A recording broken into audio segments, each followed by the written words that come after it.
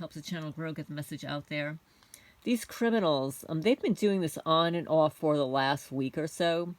They have been targeting my tongue, but all the way in the back on the left-hand side, all the way in the back where like it connects, you know, to the base.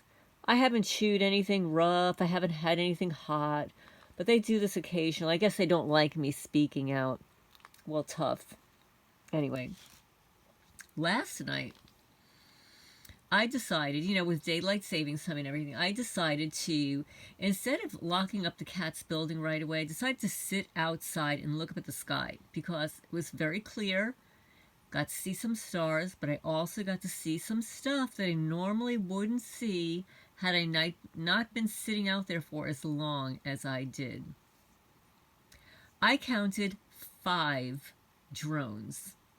They weren't like going all over the place. They were just back and forth over my property, and one of them was actually hovering after it crossed my property and went back and forth. It was hovering like all the way in the corner. It's sort of like where my neighbor lives, just hovering there in the sky. And then there was some sky spraying, but only over my property, like one long white line. I saw that. Yeah, so there were drones, a bunch of drones out last night. I was just looking up at the sky, looking at the stars, and then I see these things. They're not planes, they weren't helicopters, they were drones. So anyway, Dr. Robert Duncan wrote a book, How to Tame a Demon. And right now I'm on page 55 about the home break-ins, but I'm going to just scroll up and read. It's by Dr. Robert Duncan. Let me scroll here. It's a short practical guide to organized intimidation, stalking, electronic torture, and mind control. You notice he doesn't use the word gang stalking, okay? Organized intimidation, stalking, electronic torture, and mind control.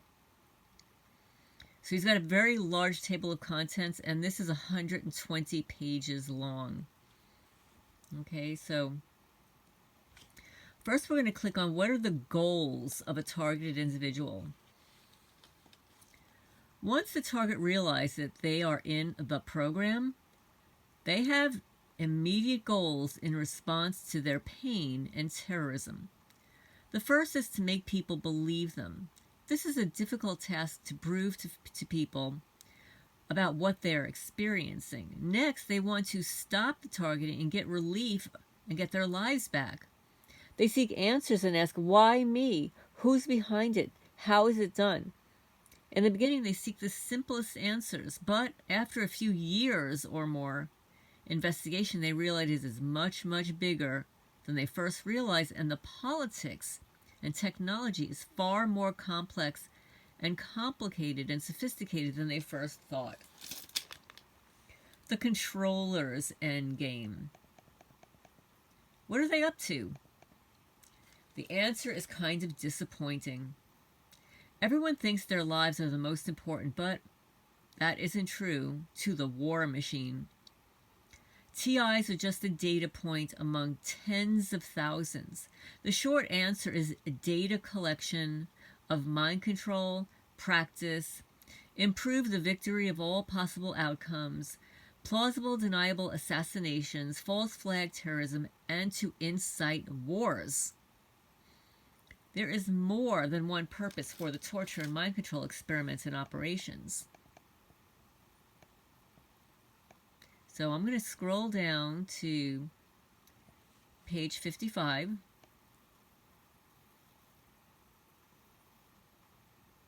I hope everybody's doing well on this Monday. Are you guys going to vote tomorrow? I wanted to go early.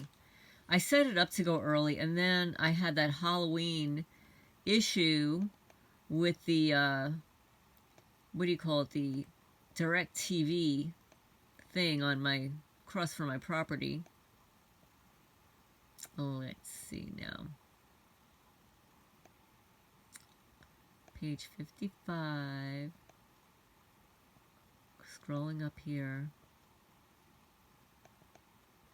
Okay. What can I do about the break-ins? If you live alone, it's obviously easier for the agency to break in. They are often called black bag jobs. They need no warrants for these black operations. They operate outside of the law. If you have a dog, they will poison it usually, like they've done with my cats. Alarm systems are easily cracked by these agencies. They want to make sure that all of your evidence is destroyed while they stalk and gaslight you. You have captured faces of agents, and they don't want it published. Oh well, too bad. Typically, they will only destroy or take something personal to you. Well, that's not true. They'll take anything. And this is for the record. They have stolen a laptop, not a laptop, an iPad, a Chromebook, my new wallet that was on my bed. This is all recent. And a while back, they stole new in the box, noise-canceling headphones. They were like $89. So between this Chromebook and the iPad and the wallet and all these things, you know, we're talking about a lot of money. They just come in, just take whatever they want. But I will be filing a complaint. It's going to take me a while. But winter is coming, and except if we have some snow, I'll have nothing else to do. Okay, so if you have a dog, they will poison it usually. Alarm systems are easily hacked by these agencies. They want to make sure all of your evidence is destroyed while they stalk and gaslight you. Typically, they will only destroy or take something personal to you. This is not recommended, but it has stopped break-ins for at least one TI. The agents are naturally cowards, and they don't want to be harmed or caught. The technology does not allow for very accurate information of floor space from the target's mind or through the wall radar. Booby traps detour the break-ins. Door locks and alarm systems are easily disabled for the most part. High-tech alarms that use radar, floor pressure, and electrocapacitive systems, they won't try to beat. But something as simple as exploding dye packs, like they use in banks or high-voltage electrified systems, are enough to detour the government agents and their pawns from simply stalking tactics. Many TIs put 24-hour computer loops with cameras in their homes and outside that go directly to the internet. This just becomes too problematic by the NSA, FBI, or CIA. They simply can't disable electronically the computer systems and wipe the drives clean anymore.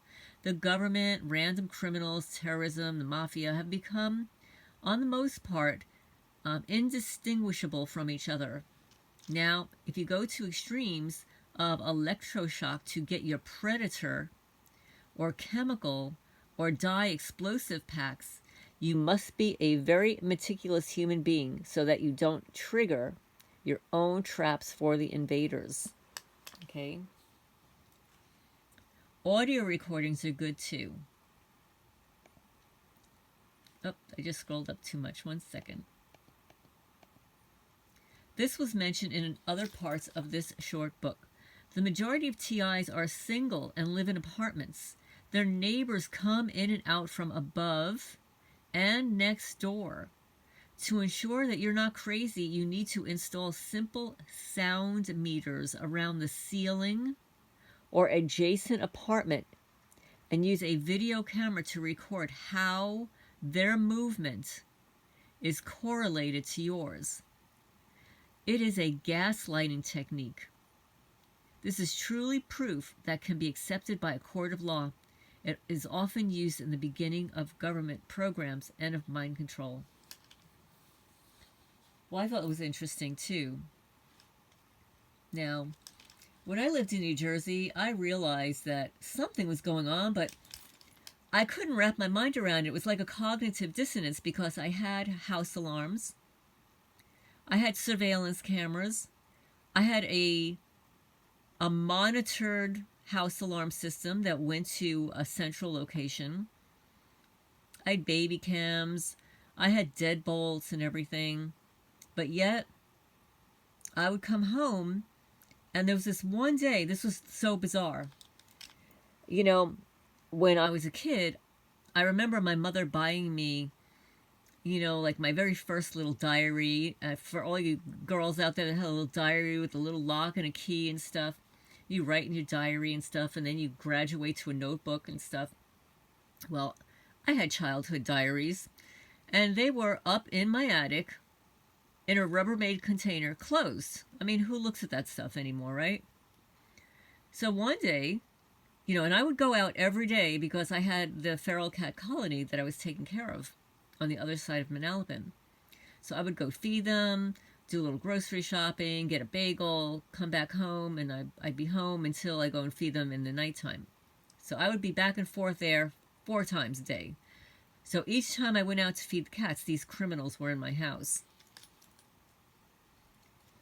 So anyway, one day I come home, and one of those diaries that was up in my attic was on my office desk downstairs. Another time, my eyeliner pencils that were in my bathroom drawer upstairs ended up downstairs in my office in my pencil container. I would find slice marks underneath my area rugs. How does this happen? And then they would put this fake urine all over the place. They'd put it underneath my stove, everywhere. Because I had cats, they used that as plausible deniability, but I've had cats my whole life. My cats used the litter box. They never peed anywhere. And when I was home, like if I did not go out, I would never find any of that alleged urine. It was only when I went out, came back, that I would find this weird urine in places. I would find it all the way on the top of my bookcase, on top of books that were covered. They've destroyed so many books. And then there was one day I came home and there was their urine, all over all of my college, university textbooks. It was absolutely disgusting what they did. And then here in Kentucky, well, it's so obvious. They come in, they knock things down. I've got a really small, cluttered cabin here. They come in and out, they knock things down. I find things all over the floor. I find this pithy dust all over the place. Just they come in and just dirty things, throw insects in the kitchen sink. They're disgusting. They're pigs. So that's how you know. That's how you know that people are coming into your house. They are gaslighting you. And no, you're not crazy. This really is happening. And these are rogue people. Some of it has to do with your neighbors. Some of it has to do with fusion center operatives, paid informants, and like Robert Duncan said here, that they're black bag jobs, right? Black bag jobs. They need no warrants for these black operations. They operate outside of the law. Now, how is that possible? Well, it's sort of like the hillbilly mafia. You know, when I read that on one of my other videos about how they operate outside of the law. Is this amazing? This is the kind of society we live in now.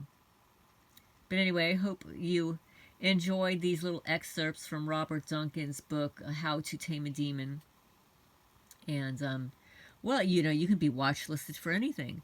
You could be an adorable little squirrel and have a great media presence, and you could have some rat snitch in another state file anonymous complaints, right? It's just unbelievable the way our society has become.